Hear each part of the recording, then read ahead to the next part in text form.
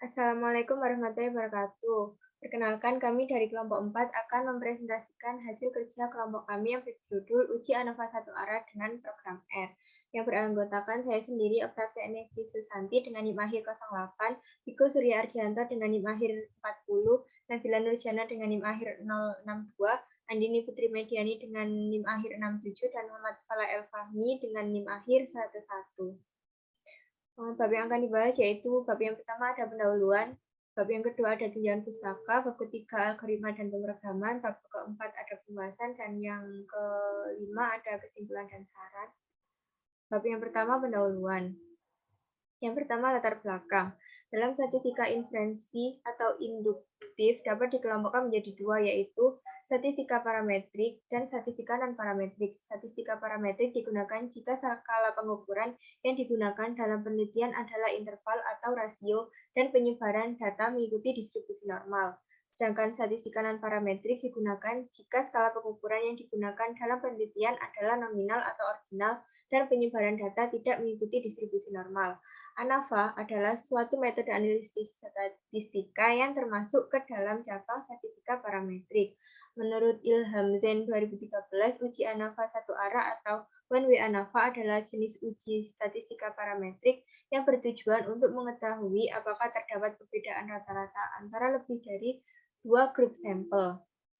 Seiring dengan perkembangan teknologi yang semakin cepat pada era digitalisasi ini, peran software sangat diperlukan untuk menunjang efektivitas dan efisiensi dalam kehidupan. Untuk itu, dalam penelitian ini penulis memerlukan software R untuk membuat program dalam melakukan uji ANOVA satu arah. Berdasarkan latar belakang sebelumnya, maka didapatkan rumusan masalah. Yang pertama, bagaimana cara mengaplikasikan algoritma dan pemrograman uji ANOVA satu arah menggunakan software R. Yang kedua, bagaimana penyelesaian dari studi kasus uji ANOVA satu arah dengan software Minitab dan pemrograman software R.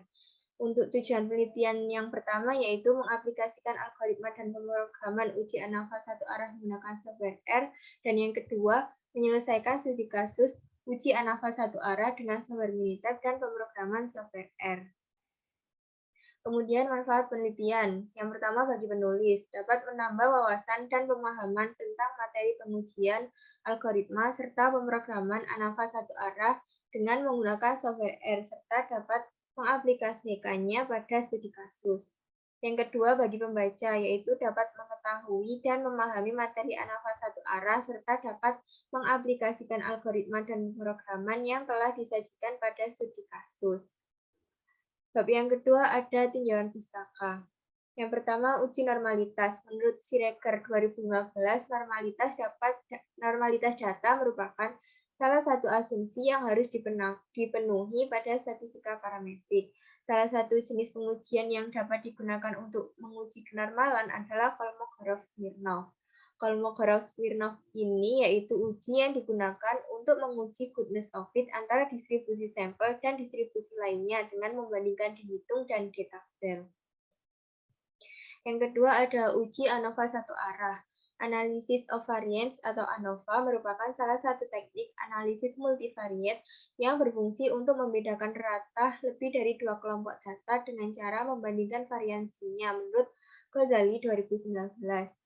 Dan definisi lain menurut Widianto 2013, analisis varian satu arah merupakan teknik statistika parametrik yang digunakan untuk pengujian perbedaan beberapa kelompok rata-rata dengan satu variabel bebas yang dibagi dalam beberapa kelompok dan satu variabel terikat atau dependen. Dengan hipotesis H0 yaitu seluruh min populasi adalah sama dan H1 minimal ada satu min populasi yang berbeda. Kemudian ada software R. R adalah sebuah program komputasi statistika dan grafis menurut R Core Team 2022. Software R adalah OSS untuk pengolahan data dan analisis statistik berbasis bahasa program dan merupakan perangkat lunak yang menggunakan GUI atau Graphic User Interface yang dibuat oleh Ross IHK dan Robert Gentleman pada tahun 1993 dan kini dikembangkan oleh R-Core Development. Untuk algoritma dan pemrogramannya, Nah, yang pertama kita membuat jendela awal yang berisikan judul program, identitas kelompok, nama dosen pembina, tahun pembuatan, dan tombol mulai. Kemudian membuat menu-menu utama dan menampilkan nama menu tersebut pada jendela awal.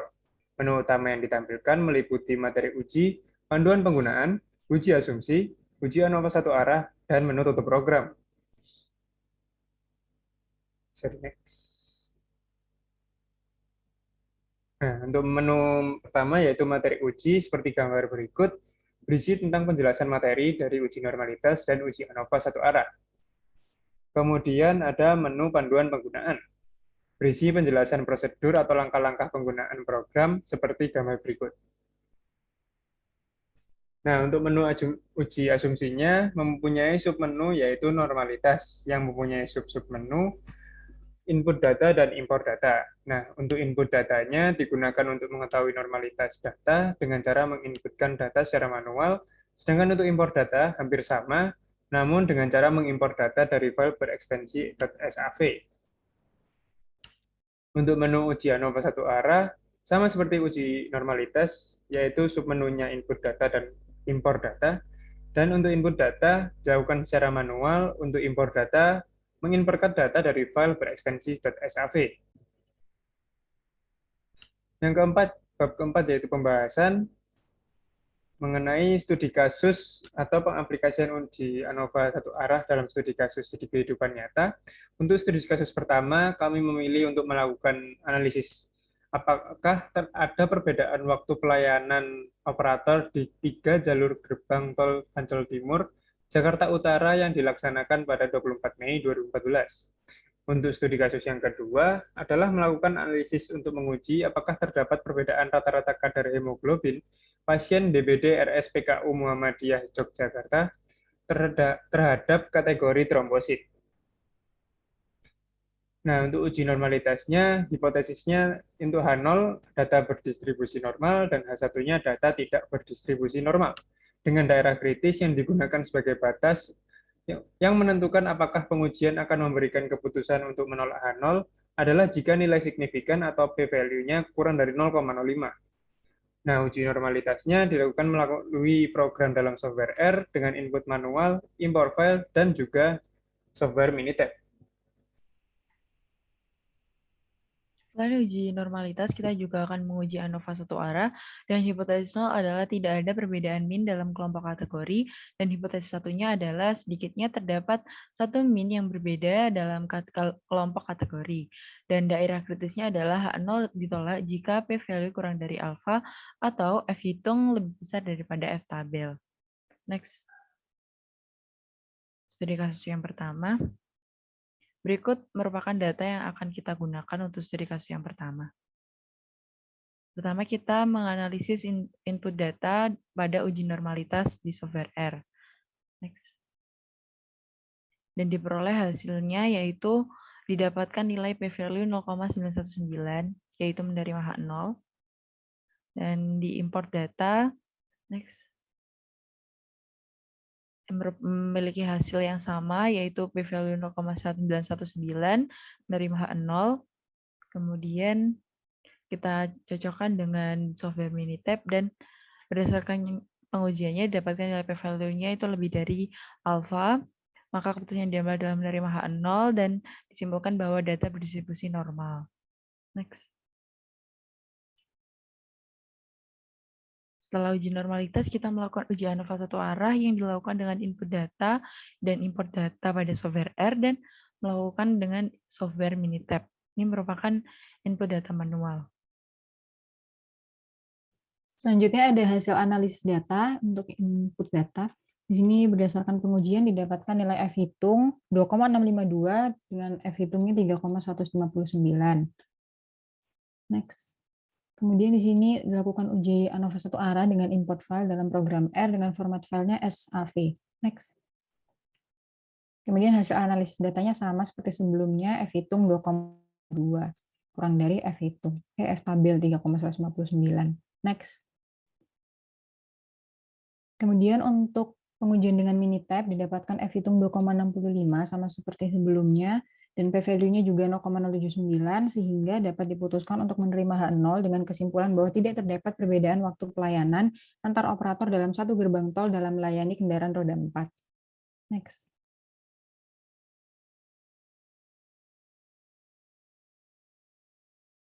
Next.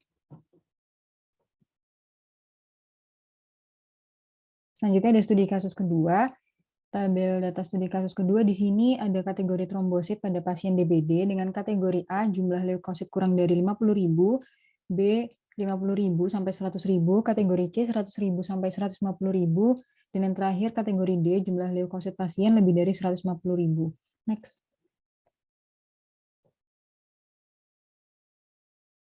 Di sini lakukan uji normalitas dengan input data manual dalam program R. Next.